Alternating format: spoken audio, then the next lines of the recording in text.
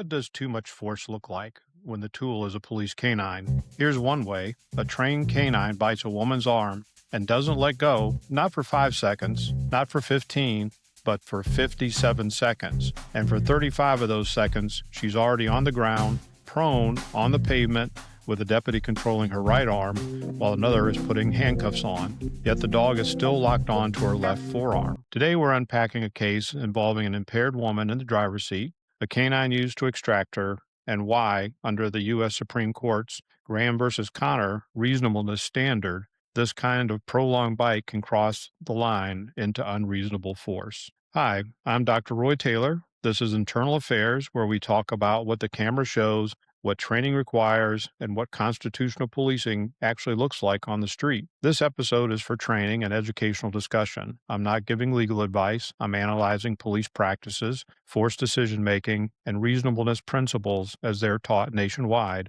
especially under Graham versus Connor. Let's start with the essentials. Body-worn camera video reflects that on May 5, 2024, at about 1:20 p.m., sheriff's deputies used a trained police canine to extract Miss Butler from the driver's seat of a vehicle she had been operating. The canine bit her left forearm and maintained that bite for a total of 57 seconds. And here's the detail that matters for force analysis. For 35 seconds, Miss Butler was prone on the pavement, her right arm controlled by one deputy, while another deputy applied handcuffs, and the dog was still allowed to continue biting her left forearm. Miss Butler was injured visibly, bleeding from puncture wounds, and the video shows no active resistance or aggression after she was prone and under control. So the question is not whether a canine can ever be used. The question is, once control is established, once a person is down, controlled, and being cuffed, what is the justification for continuing a painful, injurious bite?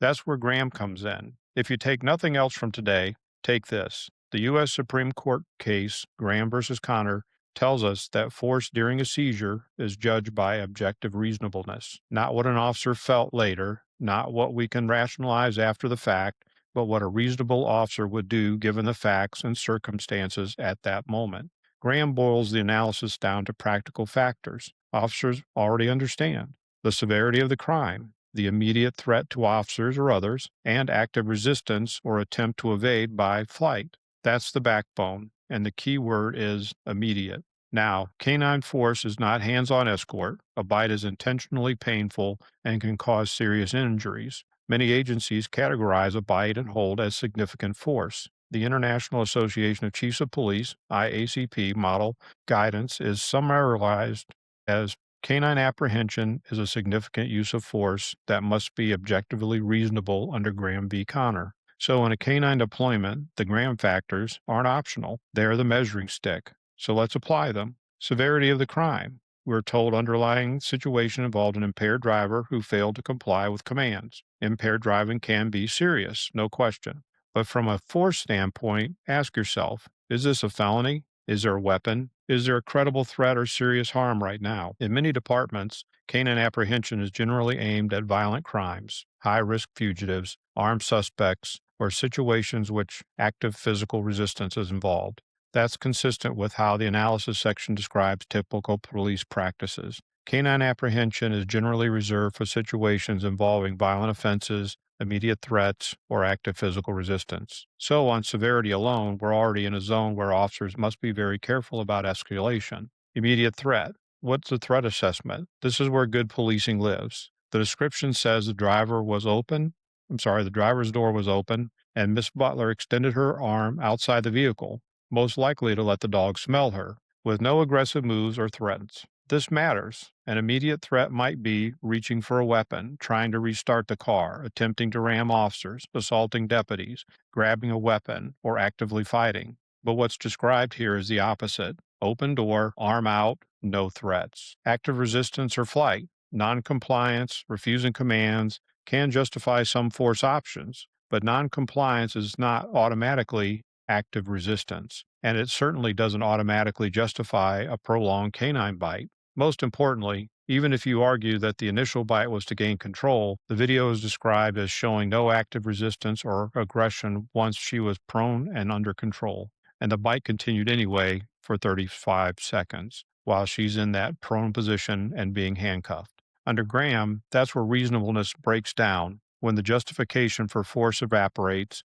but when force continues. Let's talk about training, because the best agencies and the best handlers train this relentlessly. Bite ends when control begins, not when it's convenient, not after you finish a conversation, not after you feel like it, when control is established. The IACP model concept is deployment decisions must be based on severity, threat, and active resistance. Canines should be secured as soon as possible once a suspect is under control to prevent unnecessary injury. Handlers are responsible for controlling their canines and terminating bites promptly when the suspect is no longer resisting. National training emphasizes prompt release once the suspect is handcuffed or no longer poses a threat. And the analysis notes a key failure point. The handler failed to issue an immediate release command when Miss Butler was under control, contrary to the best practices and disengagement expectations. Now let me translate that into plain street language. If you're cuffing a suspect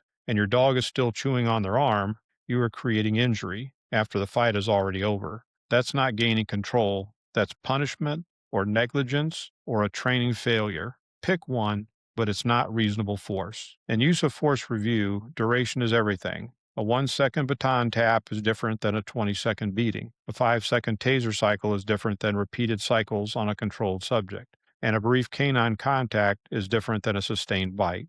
Here, we're told 57 seconds total, including 35 seconds after she's prone, controlled, and being handcuffed. Continuing to bite a non resisting handcuffed suspect is not consistent with nationally accepted policies or training. That conclusion tracks exactly with how force is evaluated under Graham. Even if the first moment was arguable, the continued bite after control is established is where the force becomes objectively unreasonable. Because what threat remains? What resistance remains? What problem is the bite solving? If the answer is none, you're outside the boundaries of reasonable force. There's another layer here, and it's one many agencies have had to face over the last decade. What are the other deputies doing while this is going on? The conclusion in this report describes the absence of any effort by other deputies on the scene to stop or question this conduct, suggesting a culture where excessive force can occur without corrective action. Whether your agency calls it duty to intervene, peer intervention, or active bystandership, the concept is now standard in many police offices. If a fellow officer is using force that is clearly unnecessary, especially injurious force, you don't just stand there, you act, you speak up, you stop it. In this scenario, a simple direct intervention could be handler out, get the dog off, she's cuffed, she's controlled, release. And if that doesn't work, you escalate your intervention consistent with the department policy. Because at the end of the day, the agency doesn't get judged only by the handler's decision, it gets judged by what the entire team allowed to happen on camera. Let's turn this into practical lessons. Number one, canine apprehension must be tied to a specific objective, not because she won't comply, not because we're frustrated, but because the dog is needed to safely resolve an immediate problem. Two, the release command is not optional. If your dog is trained to bite and hold, then your handler must be trained to release and control fast. The report frames it clearly. Failure to properly remove the canine after the subject was prone and controlled is a deviation from accepted protocols. 3. Control achieved is the trigger to de-escalate force. The moment cuffs are going on and limbs are controlled, the justification for a sustained bite is collapsing by the second. Supervisors must review canine deployments as a significant force. If an agency treats canine bites like routine compliance tools, you will get predictable results: unnecessary injury, lawsuits, and loss of community trust. Everyone on scene owns the outcome. If your policy requires intervention, train it. If it doesn't, add it. Because silence on body camera becomes an exhibit all by itself. Under Graham versus Connor, reasonableness is not a slogan, it's a discipline. In this incident, the critical facts are straightforward. Canine bite maintained for 57 seconds. 35 seconds of that while in the prone position, controlled and being handcuffed. Visible bleeding and puncture wounds. No active resistance after she's under control. Professional standards emphasize prompt disengagement and handler responsibility. When force continues after the threat and resistance are gone, it stops being controlled and starts looking like unreasonable force. If we want constitutional policing, we have to be willing to say this out loud, especially when the camera makes it plain. The fight is over, The bite must end. I'm Dr. Roy Taylor, and this has been Internal Affairs.